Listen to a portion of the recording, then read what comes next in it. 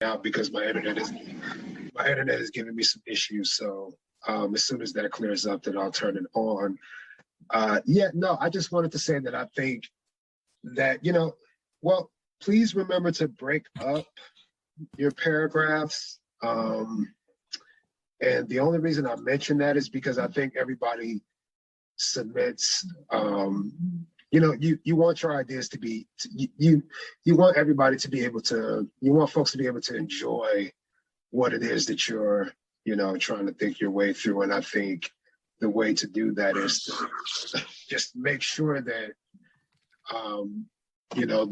to make sure that, your thought process is not too cramped up, which is what one blocky paragraph can have the potential to suggest. So it's not that nobody's, the writing is not good or anything like that.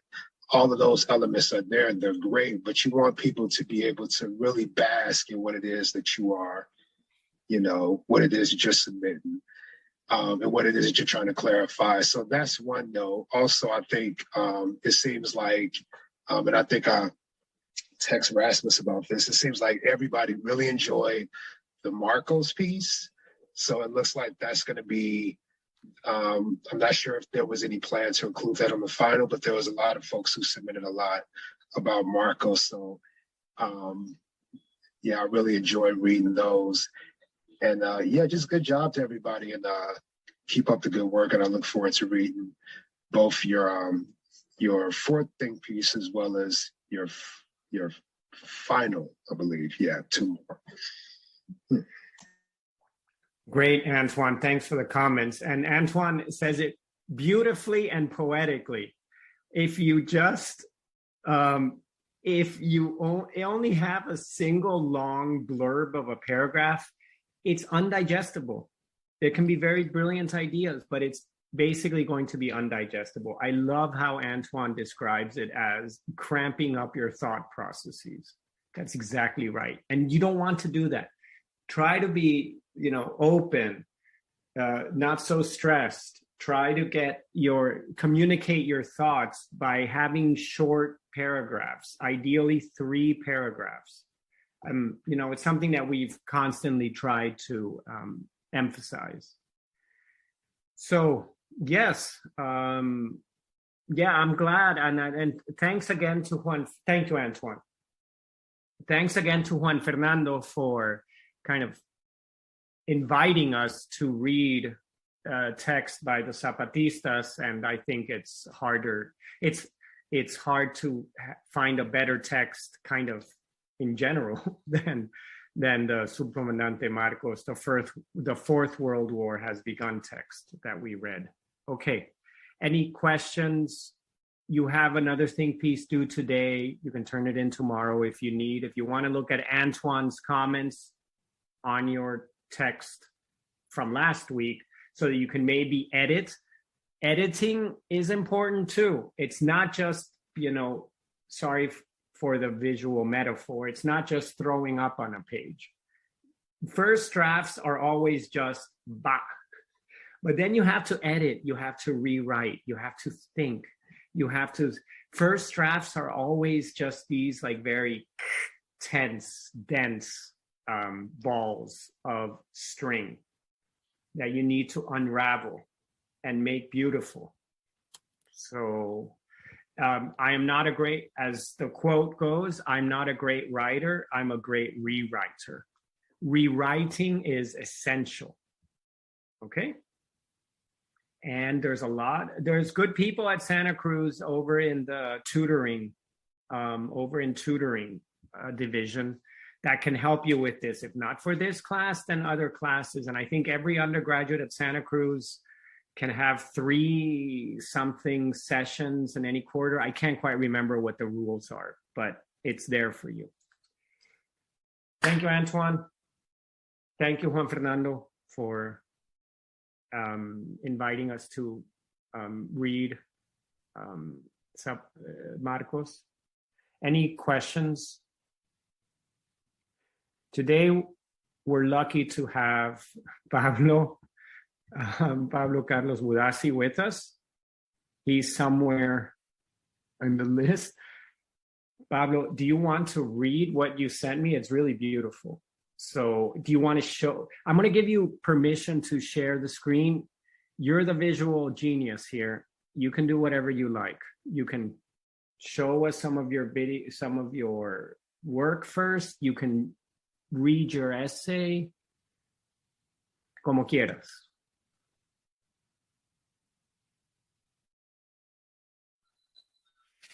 Hi there. How are you? Can you hear me? Do you hear my voice? Yes. Okay. It's the second time I'm using Zoom, so I was putting things, the configuration and all that. Okay, I'm going to read because I'm not too good improvising less in English. So, hi everyone, it's really an honor to be invited to Rasmus' class. We are friends like many years from now with Rasmus. So I really love that he's inviting me to speak here. I'm Pablo Carlos Budassi. I'm from a small town in the Andes Mountains called Mendoza in Argentina. I'm mostly a keyboardist in the Zona Ganja reggae band. I don't know if maybe a couple of you or someone knows the band. We are from Argentina, but it's known in many countries, in Mexico and also in the United States. So, okay, but I also became a visual. Pablo, yes. do you want me to show one video, maybe Vibra Positiva or something?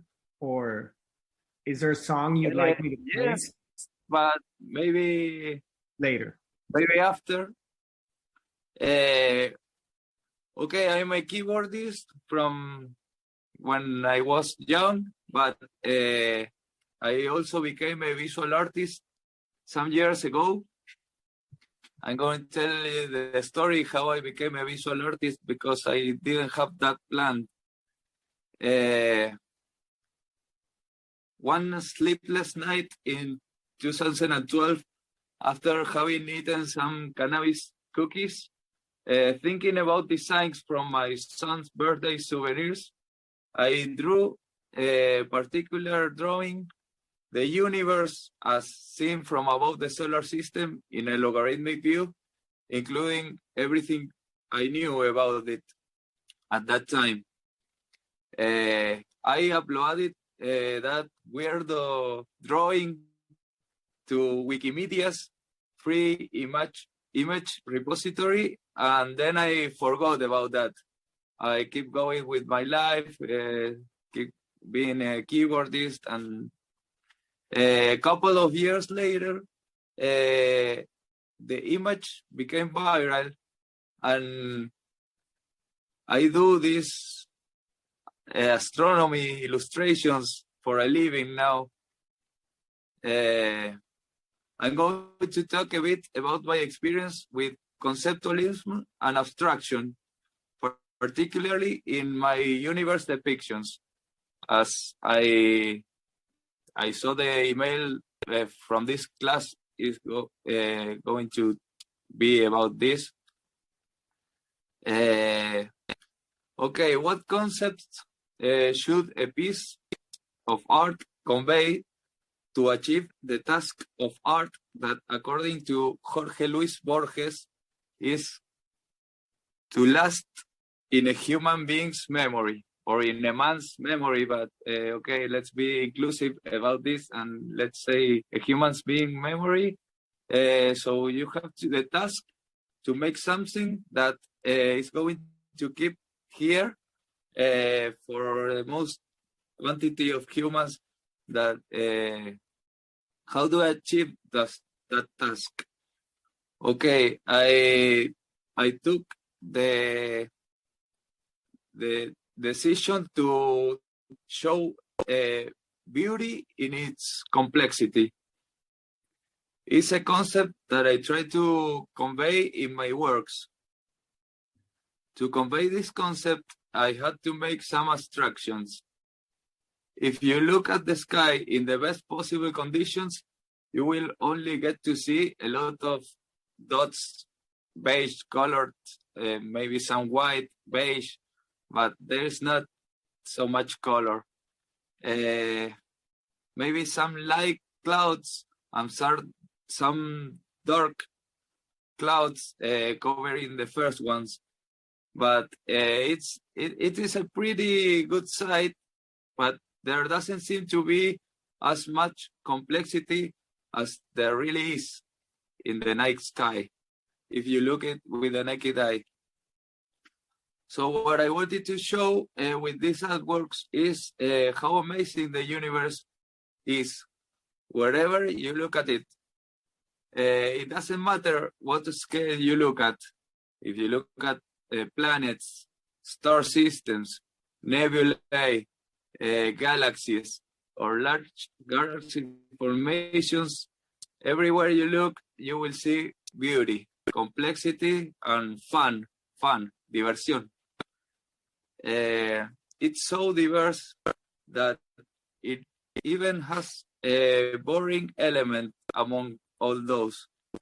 It's on the large scale, on the largest scales we can appreciate, as seen it full length, the cosmic web.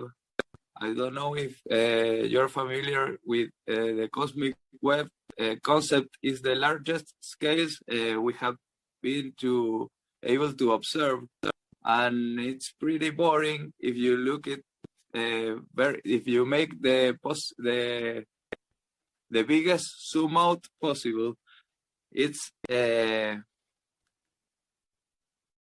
looks like a sponge, fairly smooth, with some grainy texture, but it has not big bumps or gaps. It's like very even and smooth.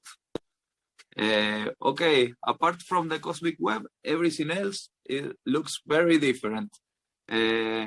No two things are really exactly the same, or anything else is smooth.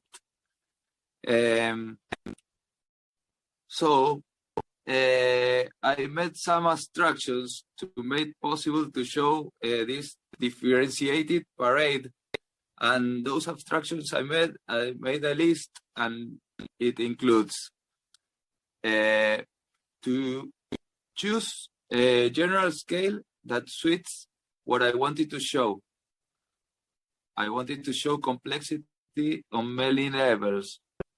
So the logarithmic scale was chosen. In most of my works, logarithmic scale is chosen. Okay, another abstraction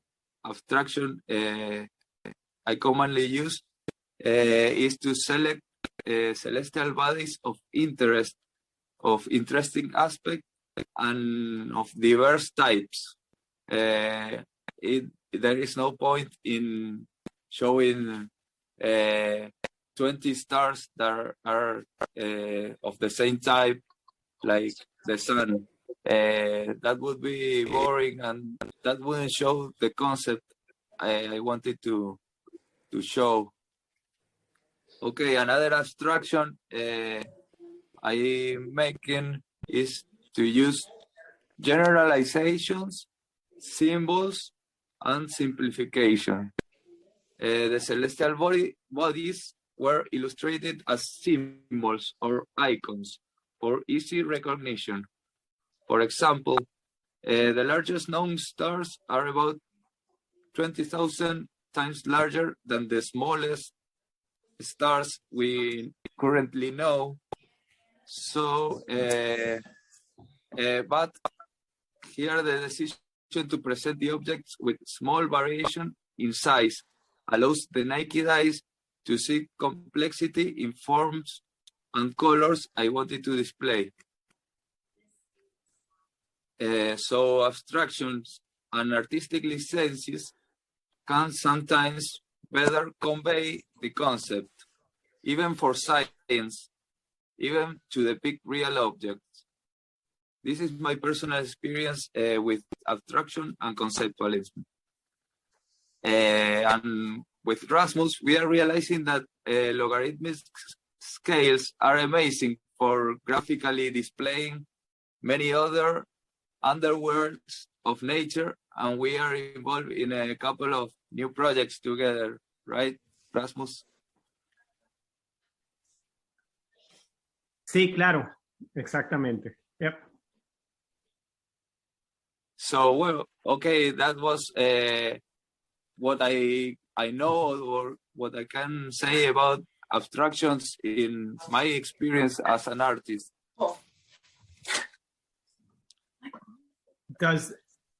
Are there any comments, questions, reactions? My laptop died at the beginning of the year. Clara's mic was on. Anyone? Yeah, I'm wondering, how does your experience as a keyboardist interact with your experience as a visual artist? There is not much interaction in the keyboardist experience because there are two separate jobs that with the play where the band where play the keyboards, the lyrics are not so related to cosmic drawings or anything like that.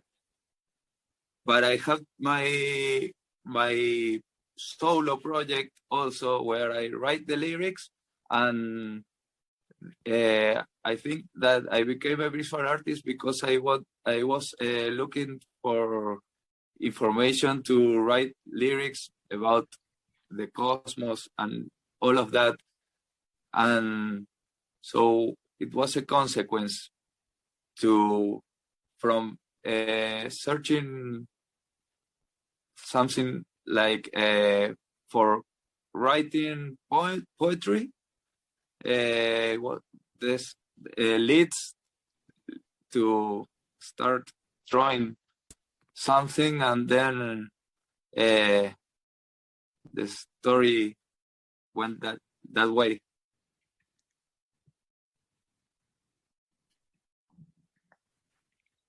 All right. I don't know if anyone else have another question. So Pablo, a couple. Can we listen to No Existen Fronteras? Yes, of course. But Okay. I'm on the cellular phone right now. No, I'll do it. Would you mind if I did it? Okay. Yes, no problem. Okay. Okay. And then I'm gonna ask you more questions in Miles' spirit, but I think it might wait. Sorry, folks. I think let me share this with sound. So this is who wrote the lyrics for this song?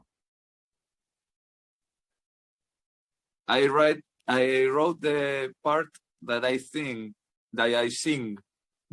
And the other singer wrote the other parts of the song. Okay. So I'm gonna play it if it's okay. And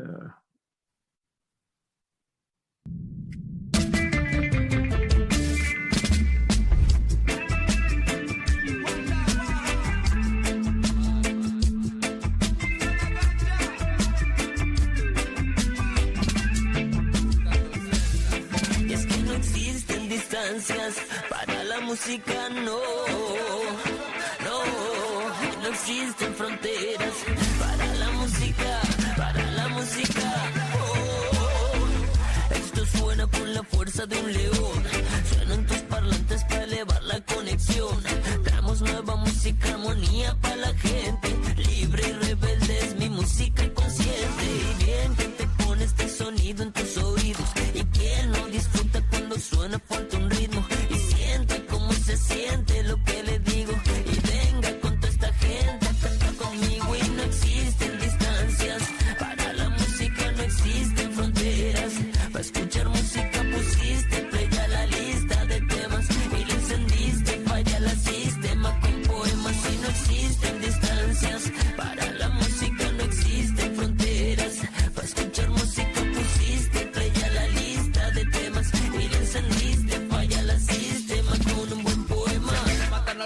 nosotros usamos energía para salvar a todos. Cada vez que alguien despierta nos hacemos fuertes. Papeles escritos en una ciudad dibujando líneas no querían separar. Nos hemos todos juntos, seremos invencibles. Que no se apague el fuego que arde al interior del corazón. El mundo hermoso es por su diversidad. No dejemos que vivan de nuestra miseria. Necesitamos de todo el amor que podamos juntar. Hoy no existen distancias, para la música no existen fronteras. Para escuchar música pusiste play a la lista de temas y la encendiste, falla la sistema con poemas. Y no existen distancias, para la música no existen fronteras. Para escuchar música pusiste play a la lista de temas y la encendiste, falla la sistema con un buen poema.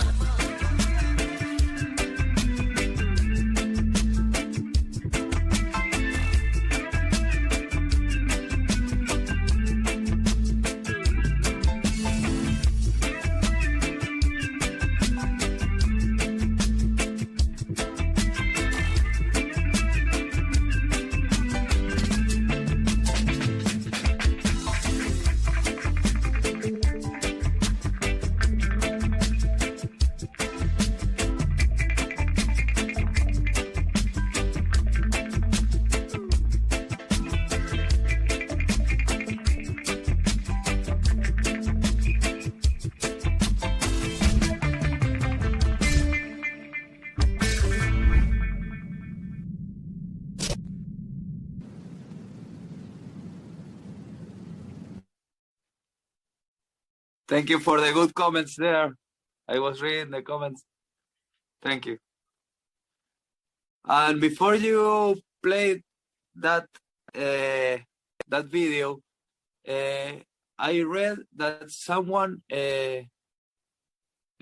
placed a question there, but I wasn't able to read it fully.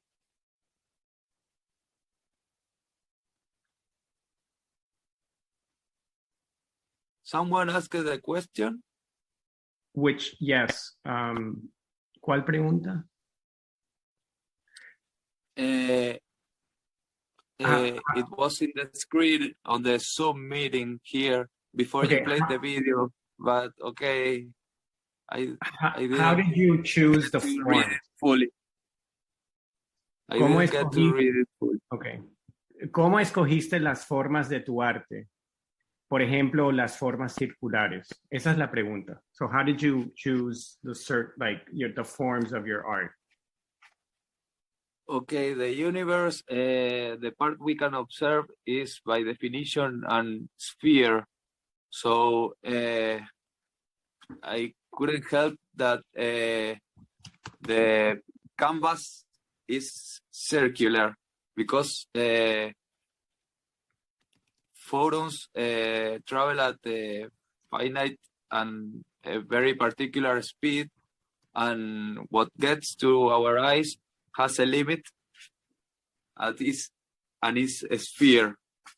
Our eye is in the middle, and the sphere is the limit. The universe had like 14,000 years old, so light hasn't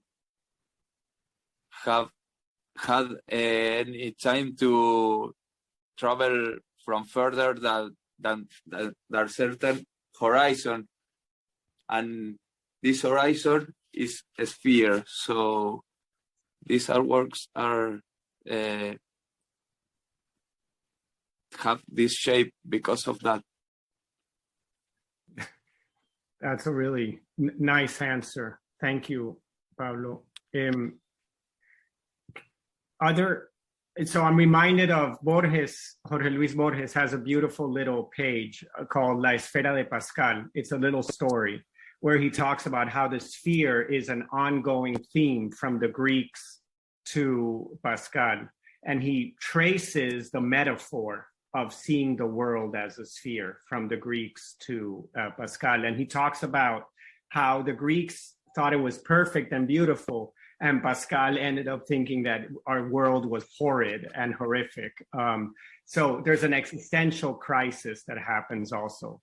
if anyone wants to read it, it's easy to read, and it's a beautiful little story. And, you know, we've talked about Borges a few times here, and Pablo also mentioned him. Pablo, I want to play with something Miles asked you. I see one connection, but maybe I'm wrong. I'm probably wrong. But between being a keyboardist and the way you do keyboards and the way you draw, there's a certain beauty and complexity. And it's also, I mean, music is complex, and it's also about taming the complexity, right? Sort of how do you juxtapose elements?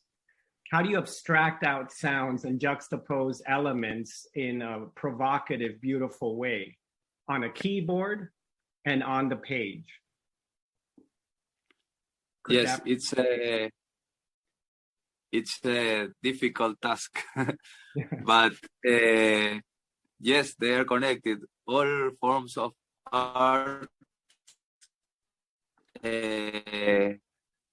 have when composing music and when composing a visual work or piece, a visual piece, you have to maintain or to keep your eye on certain aesthetic balance between the elements and the whole.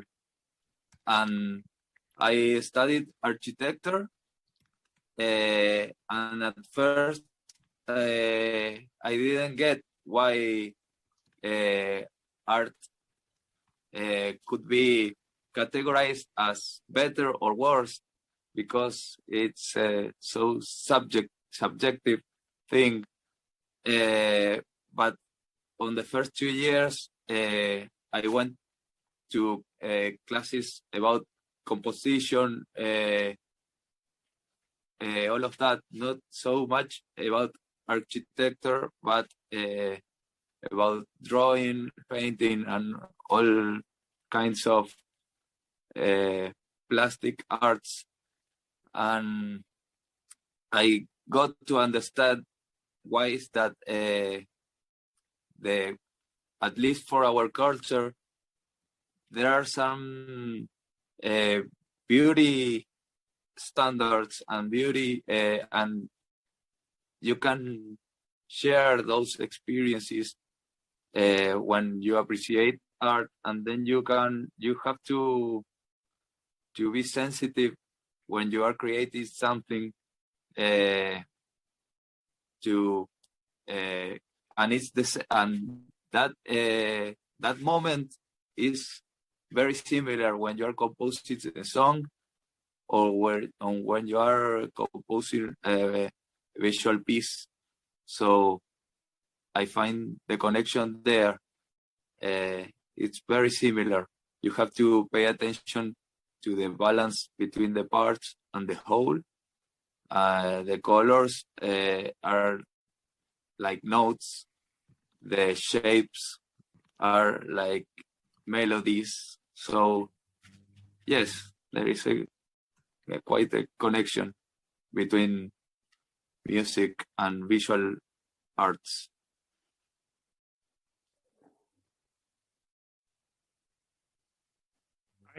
That's very beautiful. Brianna says, I love that connection. I agree with her.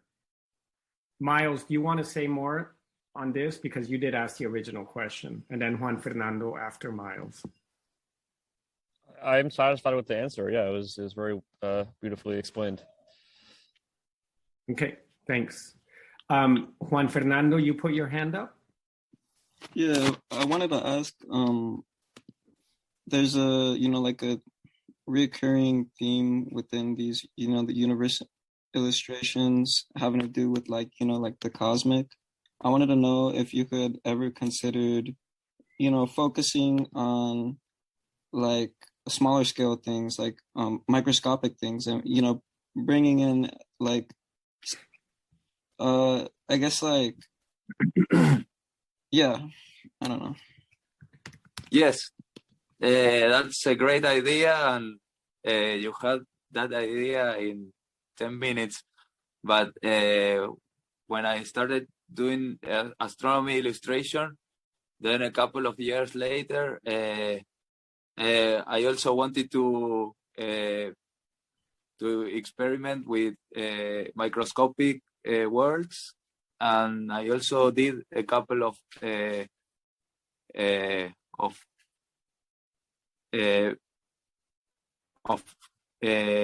composition visual visual pieces about the microscopic world, and also in our scale.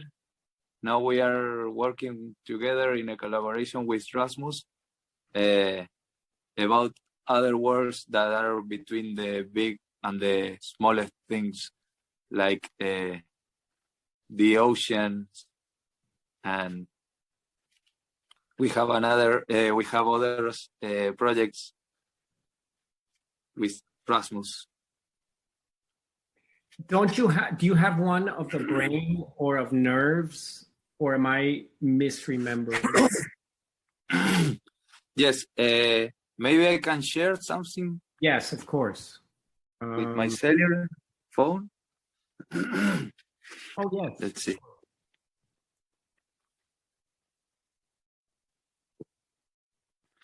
Or can I pass the link to you and you Yes. share it? Yes. Vernon is also sharing something. Yes. Let me see here. I'm sorry, I don't know if it's there. Where's the menu? The menu? You mean the chat? I'm not sure. Yes. Okay. You know the name of it? Meeting settings. Oh, Meeting the settings. orders of 10. I see. Vern, yes. You kind of have it here. Wait, hang on. I have an idea. Hang on. The scales, right? The scales of nature, all the way down. Yes. To the quantum foam. That one. Yeah. That one.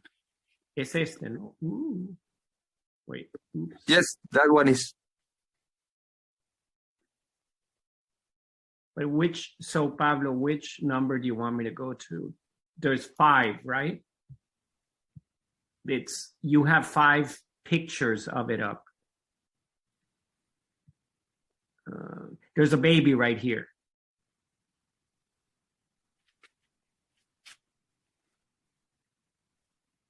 Is it this one, right? Yes, that is another one. Is it not the one you want me to show? That the second one, the vertical one, wasn't about microscopic world. Okay. But this one, it is the one you're looking at now. This one with the baby in the middle.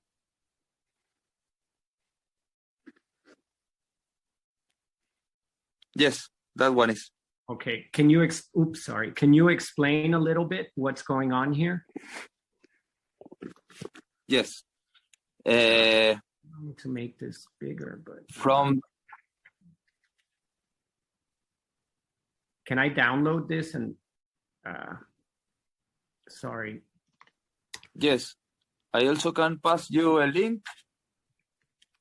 Yeah, that might be the on best. Instagram chat. Yes, although I don't have Instagram on my computer, so let me try. I'll send it by email. We'll get there, folks.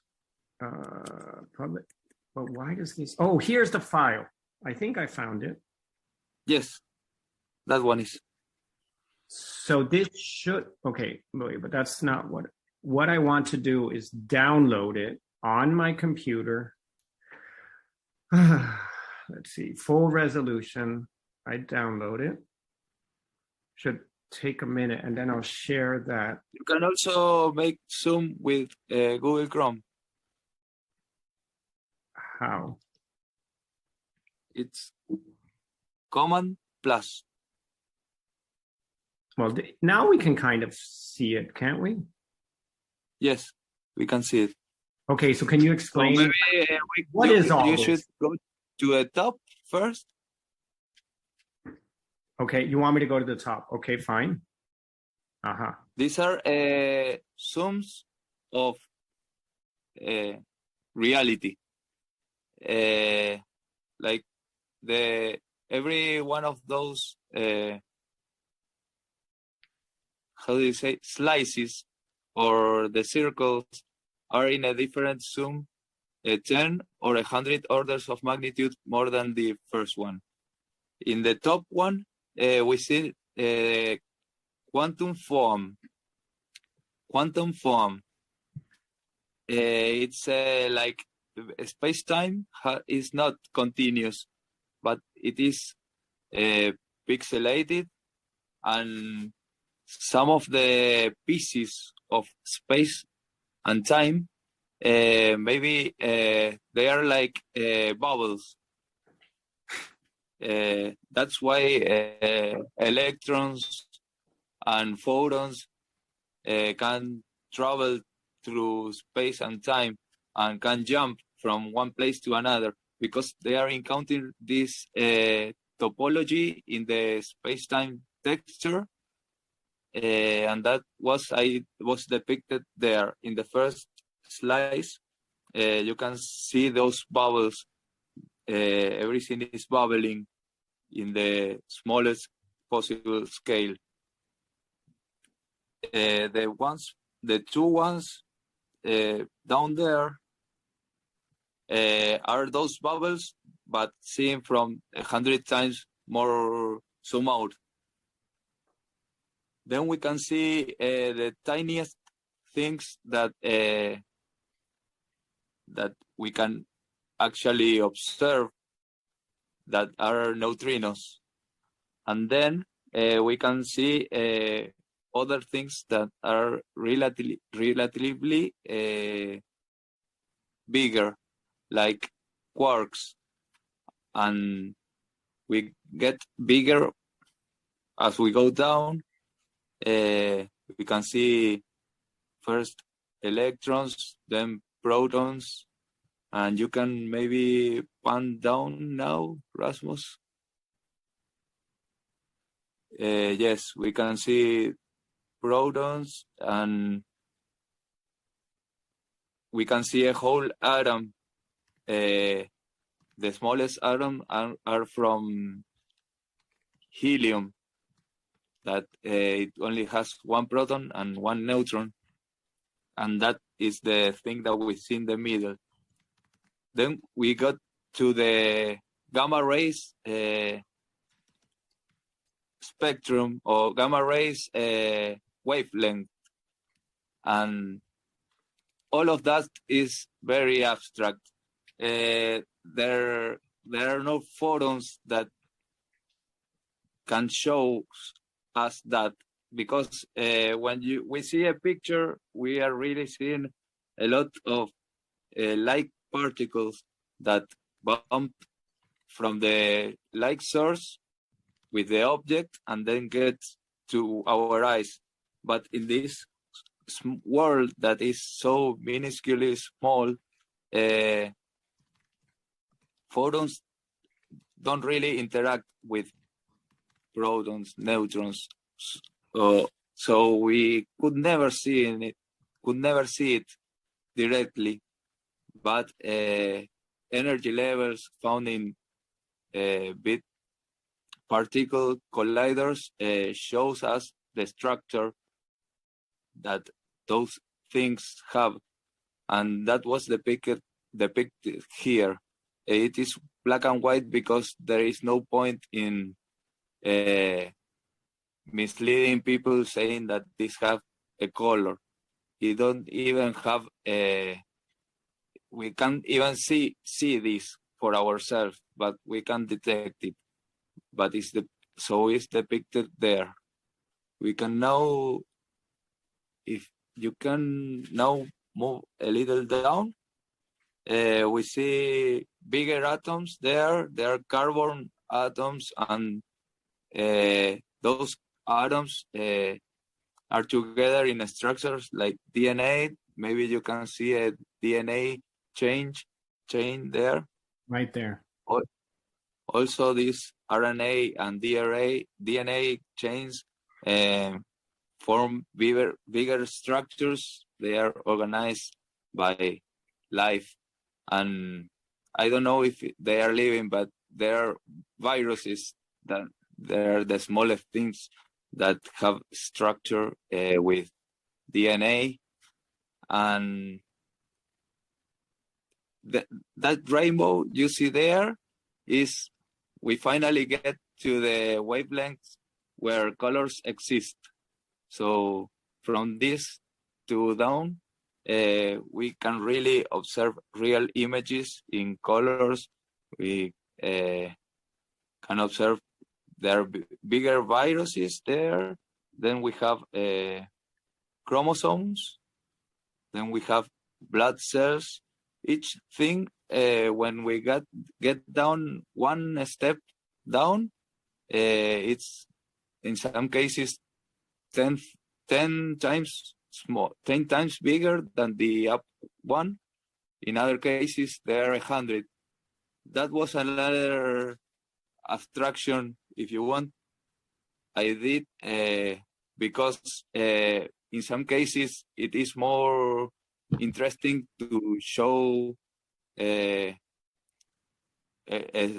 10-time step. In other cases, there is more interesting to show 100 steps. So we have human hair, then we have a fingerprint, we have a human baby. Then if we can go a little down. But you have a human dinosaur. there with dinosaurs. They did not live at the same time at all. That's funny. Yes, that's a usual comment about this drawing, but okay, it's just for depicting one meter thing. Exactly. So it's this is totally valid because you're abstracting and you're juxtaposing, you're composing. Yeah, I like it. Yeah. Yes. So a dinosaur is like 10 meters big. Then we have the crater that is in, I don't know where is that crater, the Barrington crater. It's somewhere in the USA. I'm not sure. Then we have I think it's Jamaica Island, or I don't know if it's Cuba, but it's like 10,000 miles. 1,000 kilometers. Then we have a whole continent, South America. Another abstraction, how could Cuba be in the center of South America? I don't know. But then we can see the whole Earth and the moon's orbit. Everything is like 100 smaller than the other. Then we can see the diameter of the sun. Then we can see the inner solar system, the rocky planets. Then we can see the whole solar system with the gas giants. Then we can see. There we go. Wait, we're up. Gas giant. So that would little up there. That cloud of little white dots is the Oort cloud. Is a thing that is surrounding the solar system, very far away, but it's part of the solar system. They are asteroids and comets. There are not so many. You can see. We can't even look at by telescopes because they are so far away, and they are mostly dark and very tiny compared to the far away they are. So that's another abstraction. If I wanted to show that there is a cloud of objects spherical there, I had to make them brighter. Then in the step down, we can see our closest star system, Alpha Centauri, and we can appreciate that both the Sun and Alpha Centauri had their own Oort cloud. Then we can see a lot of stars, the whole galaxy, the Milky Way galaxy. Then we can see our galaxy and Andromeda galaxy that are like sister galaxies because they are the two biggest galaxies in the neighborhood. Then we can see a lot of galaxies. That's a galaxy cluster. And then we can see a super cluster. And then we can appreciate like the cosmic web, the sponge texture of the biggest thing we can appreciate. They are all, every dot is a galaxy.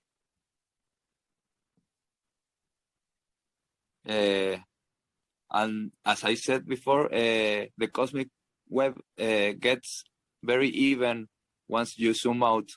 So in the most down step, you can see here, you can see the entire observable universe, and you just see this brown sponge-like texture. And there is one step down, if you can. Oh, I need to move it up. Oh, no. We can see. There. Okay, the last one is the entire universe. And that's not constrained in a circle because I wanted to show that it doesn't have limits as far as we know.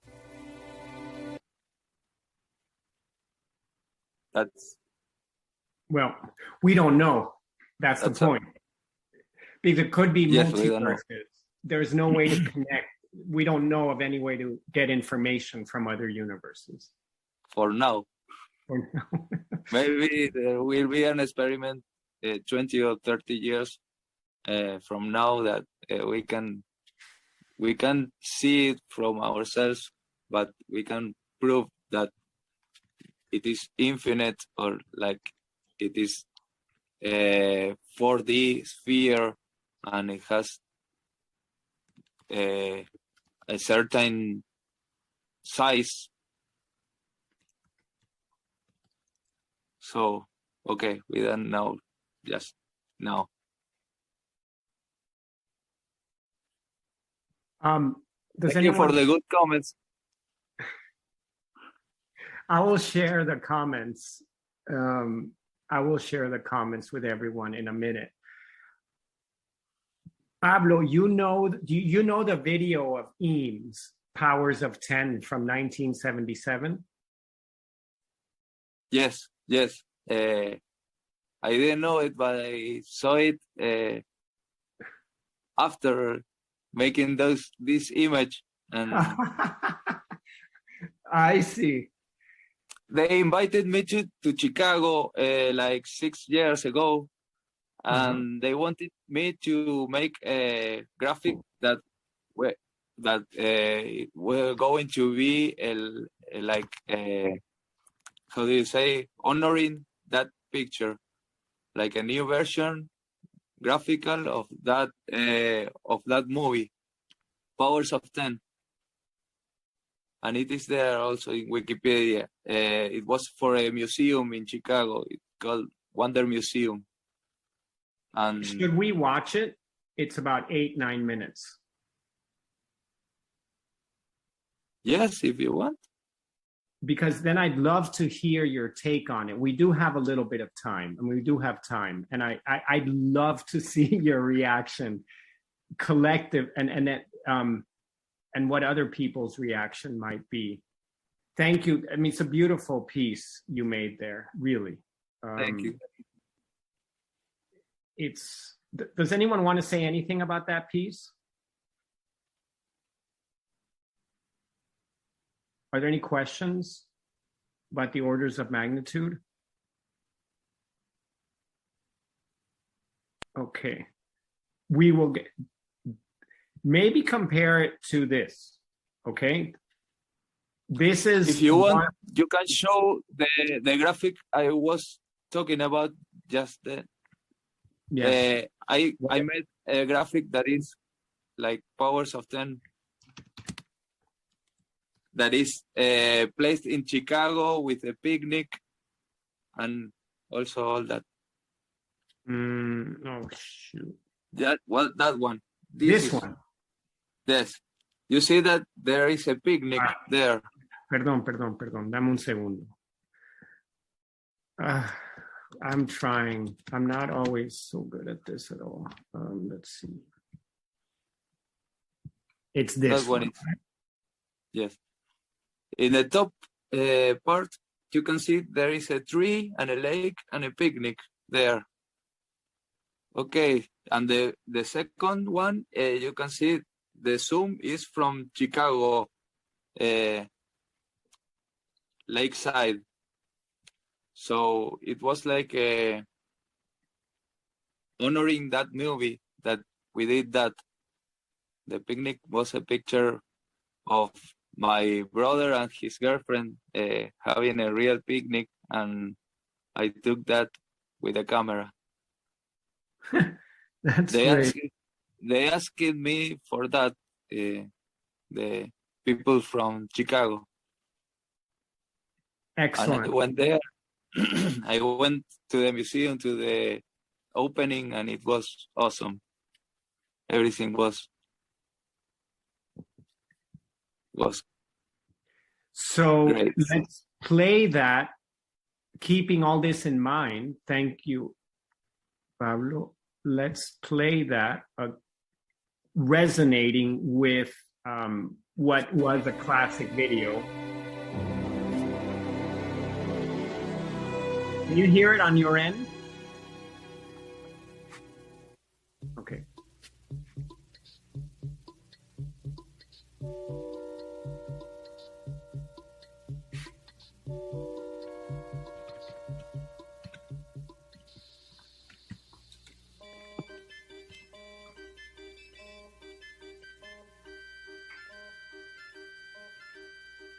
The picnic near the lakeside in Chicago was the start of a lazy afternoon, early one October. We begin with a scene 1 meter wide, which we view from just 1 meter away. Now, every 10 seconds, we will look from 10 times farther away, and our field of view will be 10 times wider. This square is 10 meters wide, and in 10 seconds, the next square will be 10 times as wide. Our picture will center on the picnickers, even after they've been lost to sight. 100 meters wide.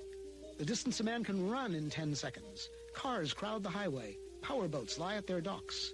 The colorful bleachers are Soldiers Field. This square is 1 kilometer wide, 1,000 meters. The distance a racing car can travel in 10 seconds. We see the great city on the lake shore. 10 to the 4th meters, 10 kilometers. The distance a supersonic airplane can travel in 10 seconds. We see first the rounded end of Lake Michigan, then the whole Great Lake. 10 to the 5th meters. The distance an orbiting satellite covers in 10 seconds. Long parades of clouds, the day's weather in the Middle West. 10 to the 6th, a 1 with 6 zeros, 1 million meters. Soon the Earth will show as a solid sphere. We are able to see the whole Earth now, just over a minute along the journey.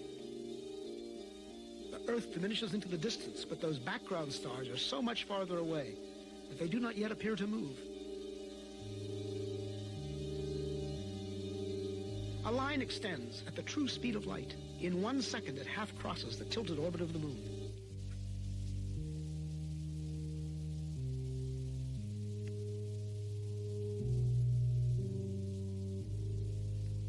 Now we mark a small part of the path in which the Earth moves about the sun. Now the orbital paths of the neighbor planets, Venus and Mars, then Mercury. Entering our field of view is the glowing center of our solar system, the sun, followed by the massive outer planets, swinging wide in their big orbits.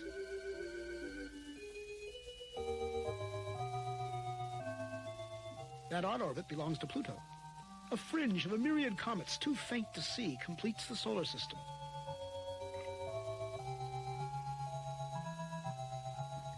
Ten to the 14th. As the solar system shrinks to one bright point in the distance, our sun is plainly now only one among the stars. Looking back from here, we note 4 southern constellations, still much as they appear from the far side of the Earth. This squares 10 to the 16th meters, 1 light year, not yet out to the next star. Our last 10-second step took us 10 light years further. The next will be 100. Our perspective changes so much in each step now that even the background stars will appear to converge. At last, we pass the bright star Arcturus and some stars of the Dipper. Normal but quite unfamiliar stars and clouds of gas surround us as we traverse the Milky Way galaxy.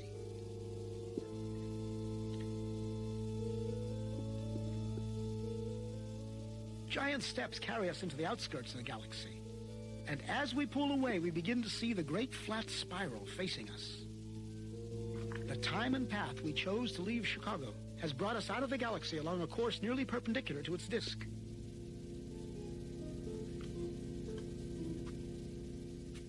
The 2 little satellite galaxies of our own are the clouds of Magellan, 10 to the 22nd power, 1,000,000 light years. Groups of galaxies bring a new level of structure to the scene. Glowing points are no longer single stars, but whole galaxies of stars seen as one.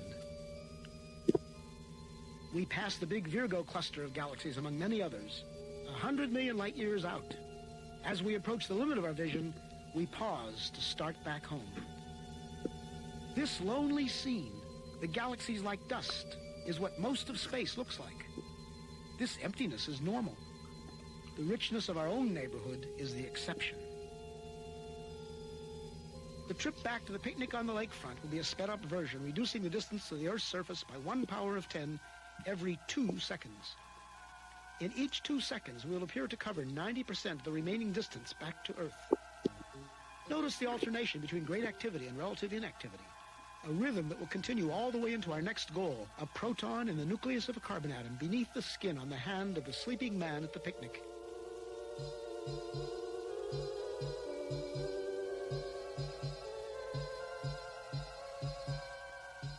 10 to the 9th meters, 10 to the 8th, 7, 6, 5, 4, 3, 2, 1. We are back at our starting point. We slow up at 1 meter, 10 to the 0 power.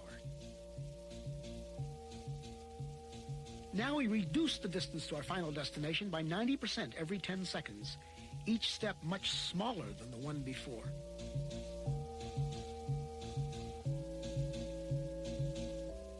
At 10 to the minus 2, 1/100th of a meter, 1 centimeter, we approach the surface of the hand. In a few seconds, we'll be entering the skin, crossing layer after layer from the outermost dead cells into a tiny blood vessel within. Skin layers vanish in turn. An outer layer of cells, felty collagen. The capillary containing red blood cells and a roughly lymphocyte. We enter the white cell. Among its vital organelles, the porous wall of the cell nucleus appears. The nucleus within holds the heredity of the man in the coiled coils of DNA. As we close in, we come to the double helix itself, a molecule like a long twisted ladder whose rungs of paired bases spell out twice, in an alphabet of 4 letters, the words of the powerful genetic message. At the atomic scale, the interplay of form and motion becomes more visible. We focus on one commonplace group of 3 hydrogen atoms bonded by electrical forces to a carbon atom. 4 electrons make up the outer shell of the carbon itself. They appear in quantum motion as a swarm of shimmering points. At 10 to the minus 10 meters, 1 angstrom, we find ourselves right among those outer electrons. Now we come upon the 2 inner electrons held in a tighter swarm. As we draw toward the atom's attracting center, we enter upon a vast inner space. At last, the carbon nucleus. So massive and so small. This carbon nucleus is made up of 6 protons and 6 neutrons. We are in the domain of universal modules. There are protons and neutrons in every nucleus, electrons in every atom, atoms bonded into every molecule out to the farthest galaxy. As a single proton fills our scene, we reach the edge of present understanding. Are these some quarks in intense interaction? Our journey has taken us through 40 powers of 10. If now the field is 1 unit, then when we saw many clusters of galaxies together, it was 10 to the 40th, or 1 and 40 zeros.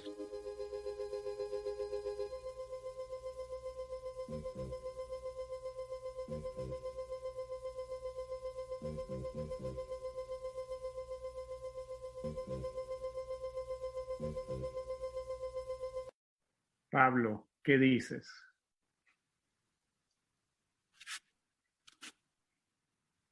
Es increíble.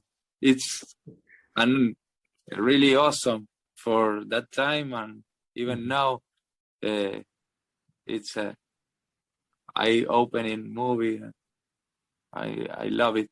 I didn't get to see it before, but those people in Chicago showed me it, and I was thrilled. And also, I watched it yesterday, Frida Kahlo's movie, and I love it. Thank you, Rasmus, for the recommendation. Oh, right, because the other art. Wow, yeah, because that was a movie that it's a great movie, right? It's very, and she acts really well. It's very authentic, I feel. Yes, very authentic. Like they look so Mexican, even if they are actors from other countries, like Antonio Banderas and the one that plays Diego Rivera, and they kind of look like Mexican culture. And with your band, you've been in all states in Mexico, if almost all, right?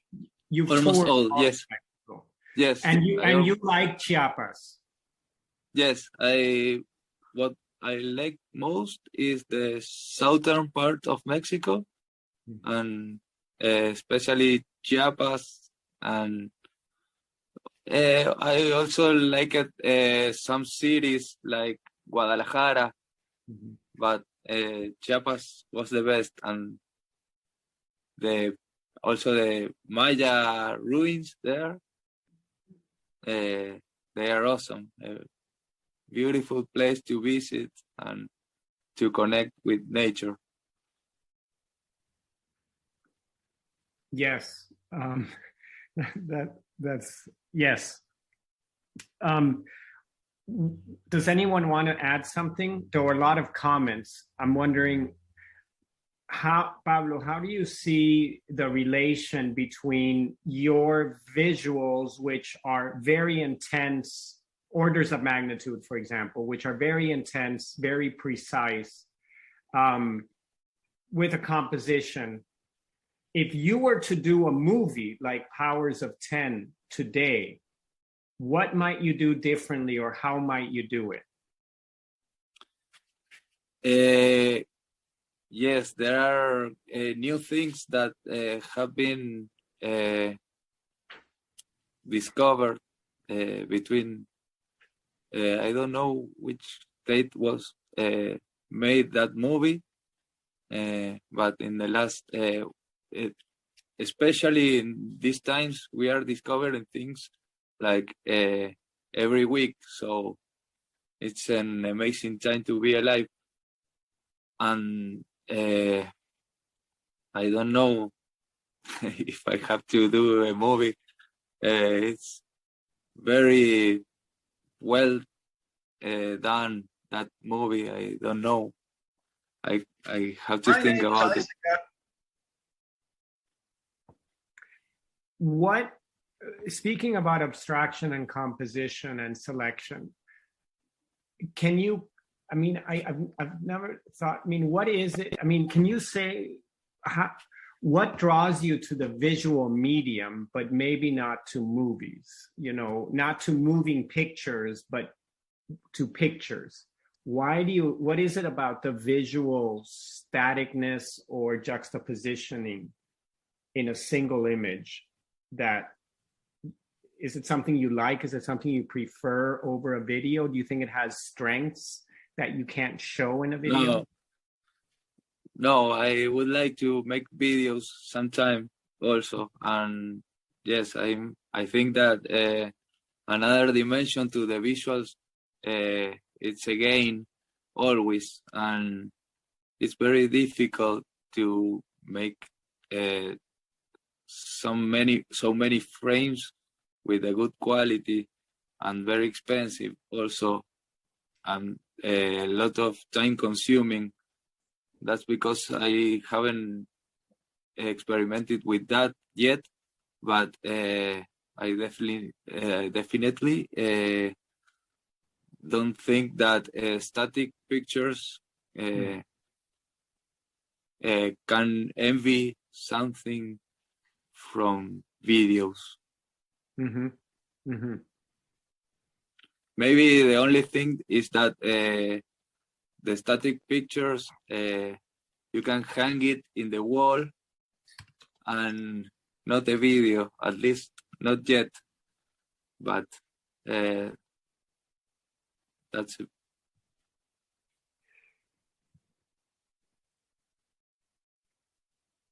Excuse me, that was a sneeze. I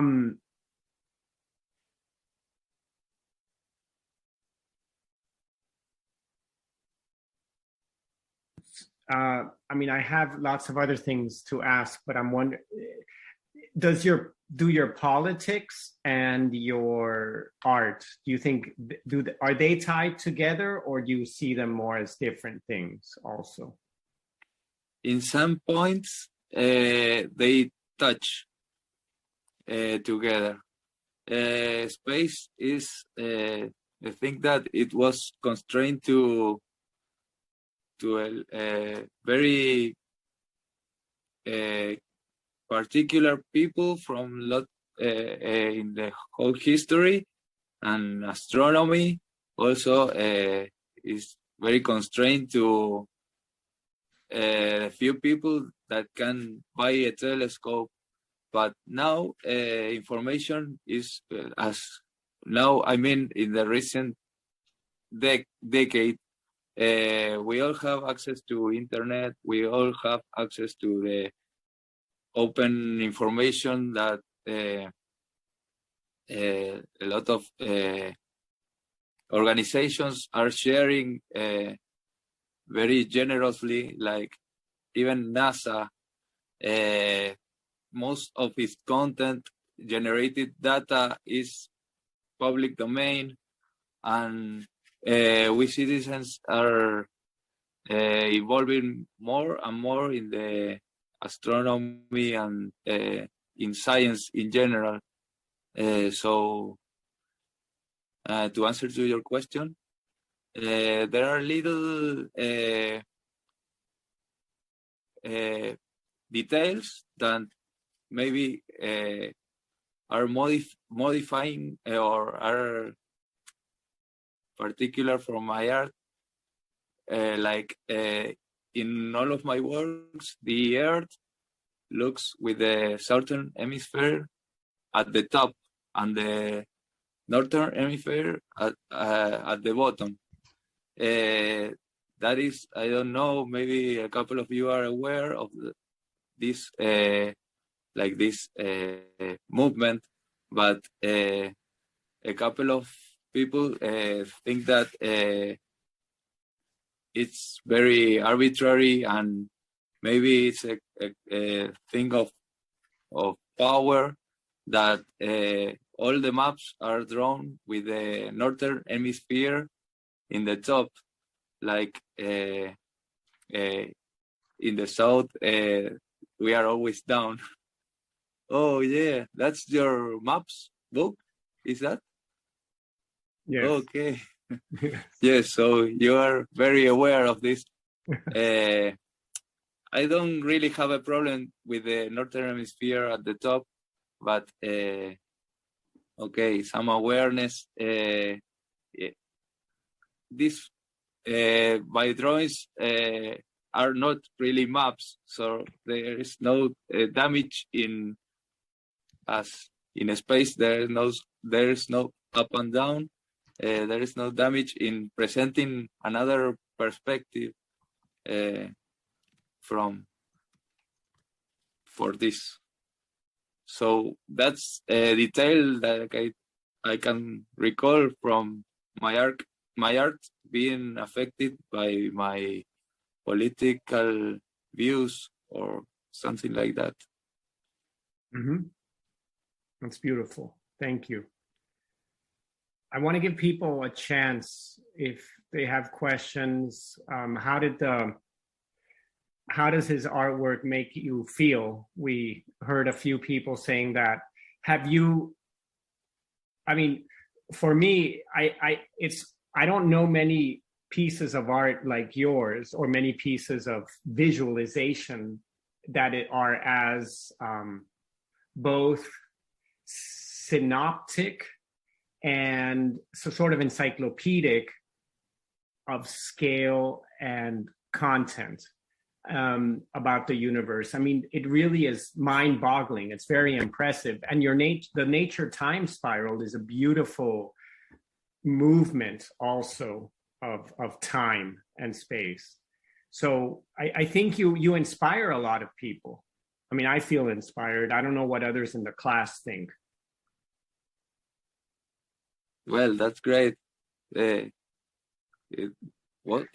is the idea now. At first, it was just making a souvenir that looked beautiful for my son's birthday. But now, yes, there's a lot of people that is writing me emails every day, and they are inspired by my art, and it feels great.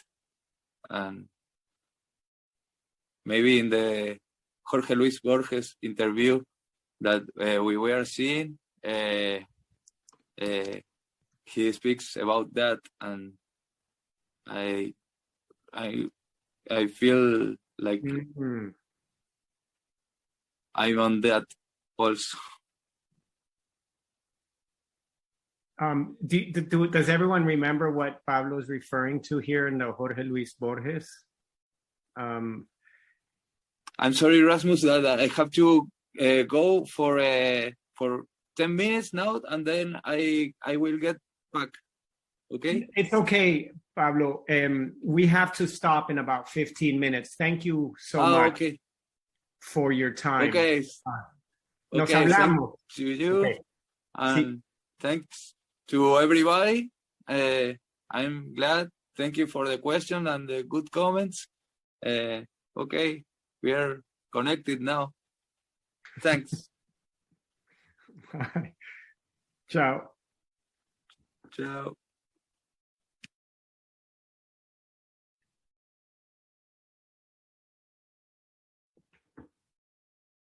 Yeah, that was pretty damn cool.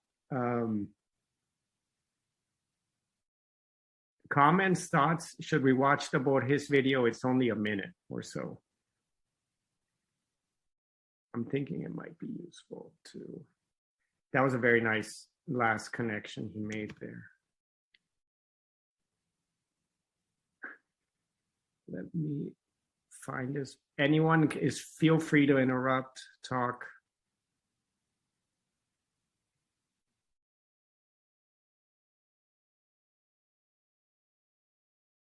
Yes, he's in Argentina. He's in Mendoza.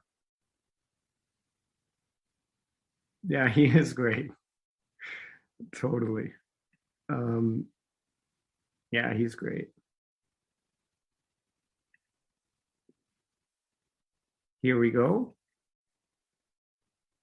Why not watch this video? It won't take long. It's only 2 minutes, and it's a great connection he made.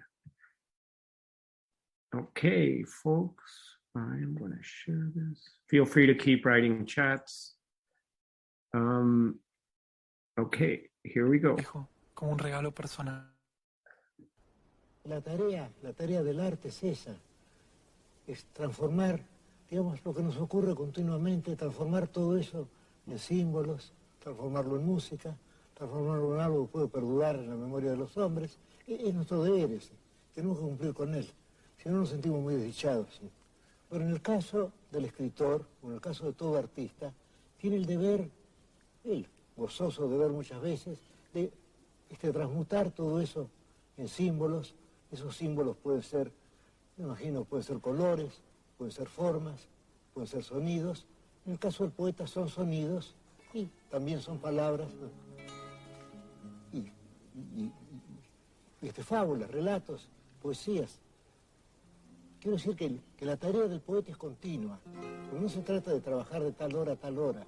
Uno continuamente está recibiendo algo del mundo externo. Y todo eso tiene que ser transmutado, y será eventualmente transmutado. Y en cualquier momento puede llegar esa revelación. Es decir, que el poeta no descansa, está trabajando continuamente, cuando sueña también. Además, la vida del escritor es una vida solitaria, uno cree estar solo, y al cabo de los años, si los astros son propicios, uno descubre que uno está en el centro de una especie de un vasto círculo de amigos invisibles, de amigos que uno no conocerá nunca físicamente, pero que lo quieren a uno, y eso es una recompensa más que suficiente. So I take it what Pablo was referring to is the circle of invisible friends, of amigos invisibles, that come to you, even though the life of a writer, artist, philosopher, what have you, is a lonely one in general. The life of a PhD student is a lonely one, Antoine. As you're writing a dissertation, you're the world expert on your dissertation. Juan Fernando, your hand is up. Yeah. Do you think that when Borges is talking about these invisible people, he's talking about like the characters he creates? Or is he talking about like the, you know, the people who are fans of his work, I guess. I would imagine that because, you know, he's speaking from the perspective of a writer, and, you know, most writers don't have, you know, like a quote following. He's talking about, you know, like the ideas he creates, or the. I love the question, Juan Fernando. You have no idea how deep your question, or maybe you do know how deep your question is. I think he immediately means the people who read his work and who write to him and who he meets on the street. He went blind in his later years. He wasn't always blind. And he's referring, I think generally he's referring to people he meets. However, your question is really deep, because I think he very much thinks of the characters in many of his short stories. He primarily wrote short stories as, they could be invisible friends too. They could be amigos invisibles also, también. It's a very nice question. Yeah, well, because like he was talking about kind of like isolation, and how as I think as people, you know, we're all, you know, like isolated to a degree, right? We're all stuck in our own heads. So I had just imagined that, you know, when he's like talking about, yeah, I lost my train of thought. And it is true. Yeah. I mean, Yep, we are kind of stuck in our own heads, and we see ourselves as a center of the center of the universe. Juan Fernando sees himself as the center of the universe. I see myself as center of the universe. Brianna sees herself as center of the universe, et cetera, et cetera. Antoine. Yeah, there's a certain solipsism, but I think it's inevitable. I mean, I don't critique it necessarily. I think we have to realize there are many universes, and Borges was also about writing about many universes. But yes, there's a certain solipsism. Miles, you have your hand up, and I'm going to read the chat. Miles, go for it. Yeah, a lot of people were in the chat talking about how like the powers of 10 and stuff like causes like existential dread. And, you know, I'm just together with like being stuck in our own head. It's like, do you also see maybe as an opportunity for like humility about the role of your own Yes. spatio-temporally located body and how that's not actually the center of how things happen? Like your space-time located body doesn't actually. Today was pretty good one. Often not, but yes, it was okay. But anyways, like I don't know. I feel like for me, it's like I'm always trying to like going back and forth because yeah, it's kind of like it can freak you out, but also on the flip side, it's it's like an opportunity for humility about being a human being and being just and how much there is going on that has nothing really to do with you and it doesn't really concern you. You're not obligated to like take on the burden of the whole universe. You're more obligated to take on the burden of your fellow people and you know the current moment, like Vernon said. All tomorrows. What's that about? Oops! And I just realized people didn't present. I am so sorry, because we had Pablo. I do have Bennett, Audrey, and Sam to talk about what we did last time, and we probably should do that.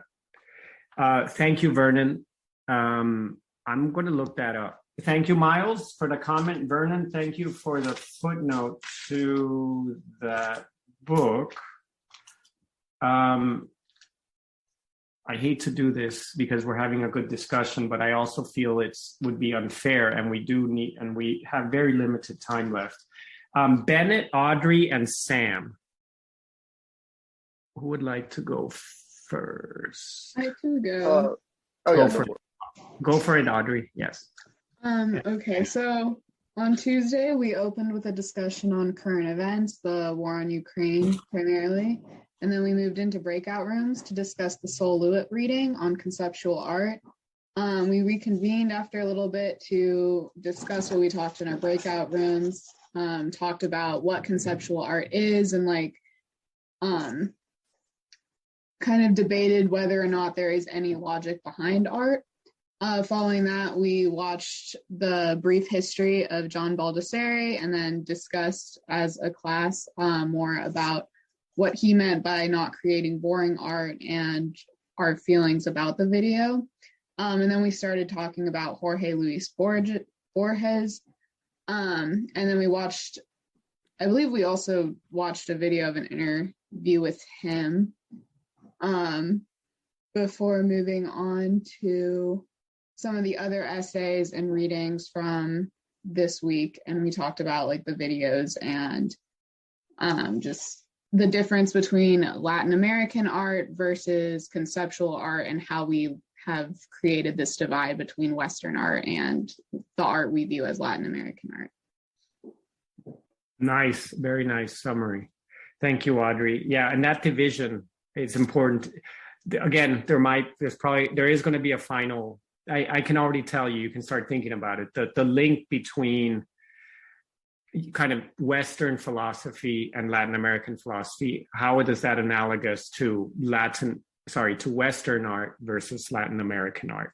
What are there the same kinds of questions involved in both the philosophy angle and the art angle? Thank you, Audrey. I have Bennett next and then Sam last. How's that?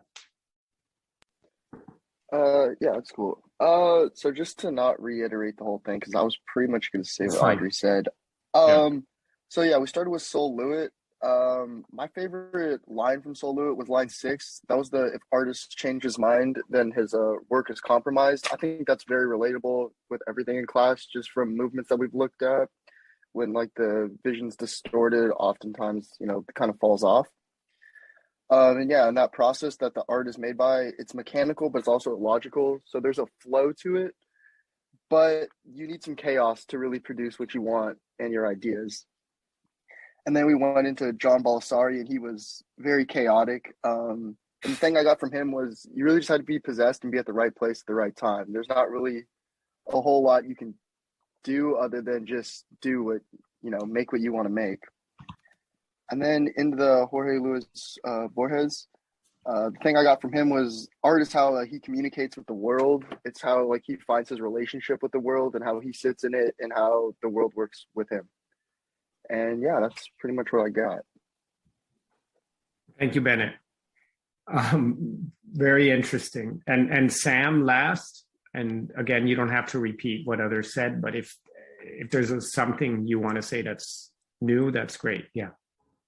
Well, yeah, everyone's pretty much covered all the bases at this point, but I think something that stood out to me from last time was that towards the end of class, we brushed up against a reminder of what makes something like Latin American or otherwise, like how first when we started talking about how Latin American philosophy, sometimes we see that some philosophies are universal.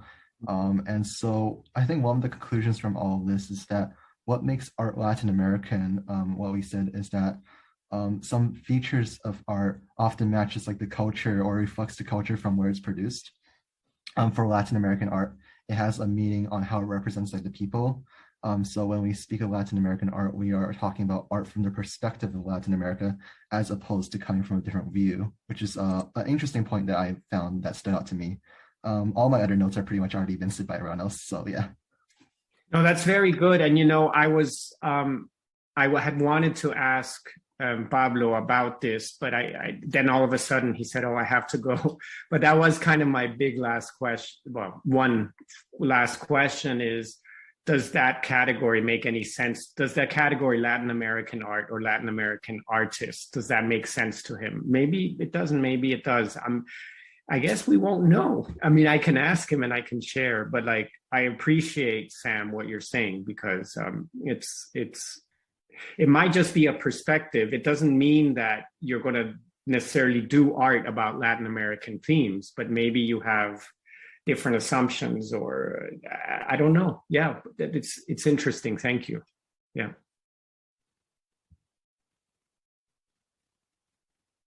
So thank you, Sam.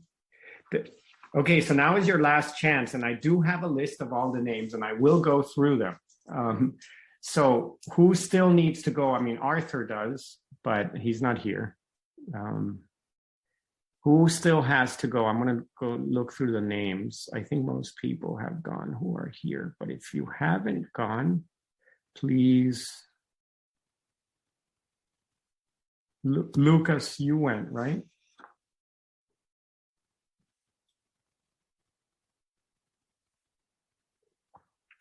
I didn't think you had. Okay, so can you go on Tuesday? You're going to go Tuesday, March 8th. Lucas.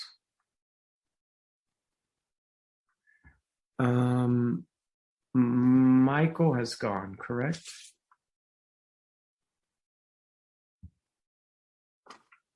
Michael, have you gone? Okay. Guys, I'm telling you, you have 2 more times. So you should be chomping at the bits. I have Michael down. I have Lucas down. I'm looking at the names of everyone. And I do remember people who... Michelle, have you gone?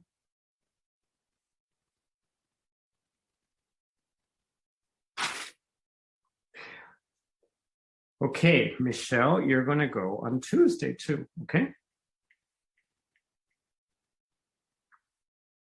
Thank you. I think Nelson went. I remember your name somewhere. Yes, Nelson went. I think Paige went sometime in the deep past. Paige, have you presented? I'm looking over my list. Let me just make sure I have you. Ah, yes, loud and clear. I think that's everyone else. No, maybe it's not. Shara, have you? Yeah, you have gone. Sorry, I have you.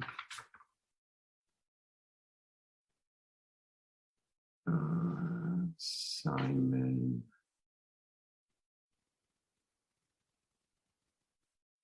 Simon Sartre. Have you gone?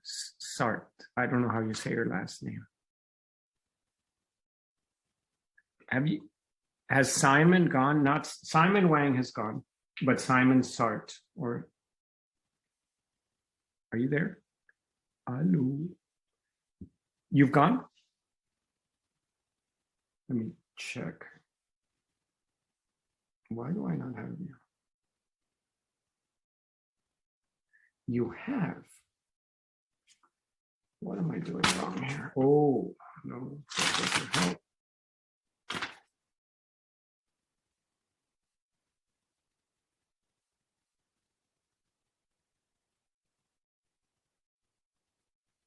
Oh, there you are. Yes. Okay, you have gone. Yes. There's no quiz today. No, I thought I'd give you a little bit of a break. You have had plenty to do the last 2 weeks. There should be a quiz next week, though. So you haven't had quizzes when Pablo and when Natasha presented. I hope you enjoyed it. We're out of time. Thank you. You mean about Latin American art? Yeah, it is. Yeah, I will ask him. I'll ask him. Okay. I'll ask him and I'll share the story he sent. So everyone, see you Tuesday, our last week. Thank you, everyone. Thank you, Antoine, for grading. Take care. I'm going to end the meeting. Stop the recording.